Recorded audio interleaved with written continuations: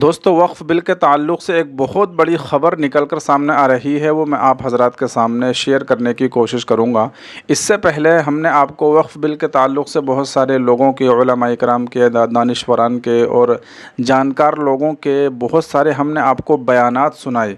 और इसी के साथ-साथ हमने आपके साथ कल all India Muslim personal law board का एक लेटर पैड आपके साथ शेयर किया था कि जिसमें जेपीसी की मीटिंग हुई थी और बड़े ही खुशगवार माहौल में, बड़े ही अच्छे माहौल में वो मीटिंग हुई और दोनों तरफ के लोगों ने एक दूसरे की बात को सुना और किसी तरह की कोई नाराज़गी नहीं रही, बल्कि दोनों ने एक दूसरे की बात को सुना और उसको माना और उसको समझा और दोनों हज़रात ने एक दूसरे का शुक्रिया अदा किया। अब इसी के साथ-साथ एक बहुत बड़ी ख़बर निकल कर सामने आ रही है कि जैसे हमारे उलमा इकराम ने ऐलान किया था कि हम इस सिलसिले में वक्फ़ बिल के ताल्लुक़ से जो बड़े-बड़े नेता हैं, बड़े-बड़े सियासतदान हैं, बड़ी-बड़ी पार्टियों को चलाने वाले हैं, तो ऐसे लोगों से हम मुलाकात करेंगे और मुलाकात करने के बाद उनसे ये दरख्वास्त करेंगे कि इस बिल के रिजेक्ट होने के लिए वो आवाज़ उठाएँ और किसी भी तरीक़े से बिल पास नहीं होना चाहिए। हम उन लोगों से इस तरह की अपील करेंगे, दरख्वास्त करेंगे। ये हमारे उलमा इकराम ने अभी कुछ दिन पहले ऐलान किया था। तो इसी सिलसिले में all India Muslim personal law board ने महाराष्ट्र के कांग्रेस के एक बहुत बड़े नेता नाना पटोले से मुलाकात की है और मुलाकात करने के बाद उन्होंने ये कहा है कि इस बिल की आप मज़म्मत कीजिए, इस बिल के ख़िलाफ़ आप आवाज़ उठाइए और आप अपील और दरख्वास्त कीजिए कि किसी भी तरह से ये बिल पास नहीं होना चाहिए। तो नाना पटोले ने जो है all India Muslim personal law board को इत्मीनान दिलाया और उन्होंने ये कहा कि ठीक है, हम इस बिल के ख़िलाफ़ आवाज़ उठाएंगे और इस बिल को पास नहीं होने देंगे। तो all India Muslim personal law board ने इस सिलसिले में भी एक लेटर पैड जारी किया है और उस मुलाकात के अंदर क्या नतीजा रहा, उस मुलाकात का क्या खुलासा रहा, वो पूरे का पूरा उस लेटर पैड के अंदर मौजूद है। आइए मैं आप हज़रात को मुख्तसर तरीक़े पर पढ़ कर सुनाता हूँ। वीडियो को छोड़कर मत जाइएगा, पूरा सुनिएगा। बहुत ही अच्छी वीडियो है, बहुत ही अच्छा जो है वो लेटर पैड जारी किया है, बहुत अच्छा मुख्तसर अल्फाज में वो खुलासा है।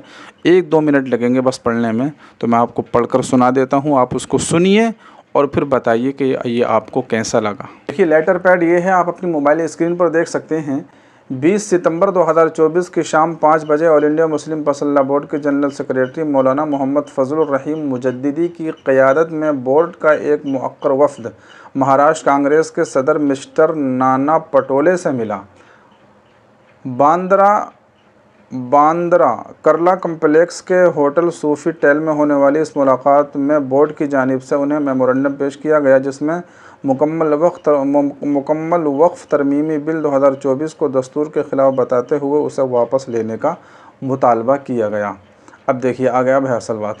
बोर्ड के जनरल सेक्रेटरी मौलाना मोहम्मद फजलुर रहीम मुजद्दिदी ने ज़बानी तौर पर गुफ्तगू करते हुए मिस्टर पटोले को बताया कि पिछले कुछ अरसे से मुस्तकिल ये झूठ फैलाया जा रहा है कि वक्फ़ बोर्ड जिस ज़मीन या जायदाद पर दावा कर दे, हुकूमत वो ज़मीन वक्फ़ को देने पर मजबूर हो जाती है, जबकि हकीकत यह है कि ख़ुद वक्फ़ की हज़ारों एकड़ ज़मीनों पर दूसरों का गैर कानूनी कब्ज़ा है, जिसको छुड़ाने के लिए जद्दोजहद की जा रही है। मगर इस बिल के पास होने के बाद वो सारी मकबूजा ज़मीनें वक्फ़ के कब्ज़े से निकल जाएंगी।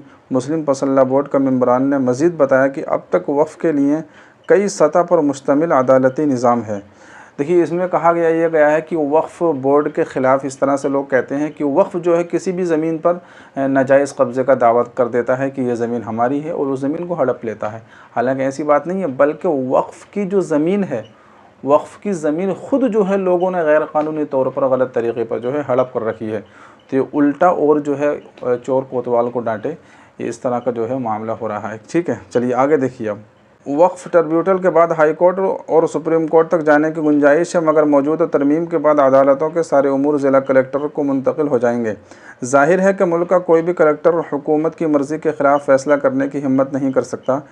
इसी तरह वक्फ़ बोर्ड में गैर मुस्लिम मेंबरान की शमूलियत, CEO के लिए मुस्लिम की शर्त ख़त्म करने की तजवीज़ पर भी एतराज़ किया गया। नीज़ इस तरमीमी बिल की मज़ीद ख़ामियों को भी उजागर करते हुए कहा गया कि हमें लगता है कि वक्फ़ की ज़मीनों पर कब्ज़ा करने के लिए यह कानून लाया जा रहा है। यह हमारे लिए क़तअन नाक़ाबिल कबूल है।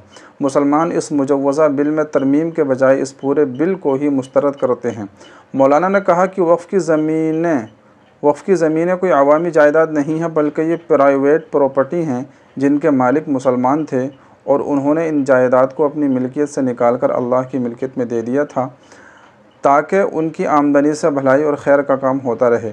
लिहाजा मुसलमानों का मुतालबा है कि हुकूमत इस वक्फ तरमीमी बिल 2024 को फ़ौरन वापस ले। देखिए, वक्फ बिल के ताल्लुक़ से एक गलत बात ये उड़ाई जाती है कि ये वक्फ की जो ज़मीनें हैं ये अवामी हैं, यानी आम लोगों की हैं।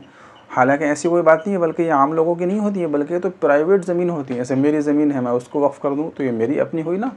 तो अब जब मैंने वक्फ़ कर दी तो वो अल्लाह के नाम पर हो गई। अब अल्लाह के नाम पर हो गई तो ऐसा नहीं है कि वो आवाम की हो गई या किसी की भी हो गई, बल्कि वो है उसी शख्स की जिसने जो है वो वक्फ़ की है। लेकिन चूँकि वो अल्लाह के लिए हो गई, अब वो दोबारा तो उसको नहीं ले सकता, तो वो अल्लाह की मिल्कियत में आ गई, अल्लाह अब उसका मालिक हो गया।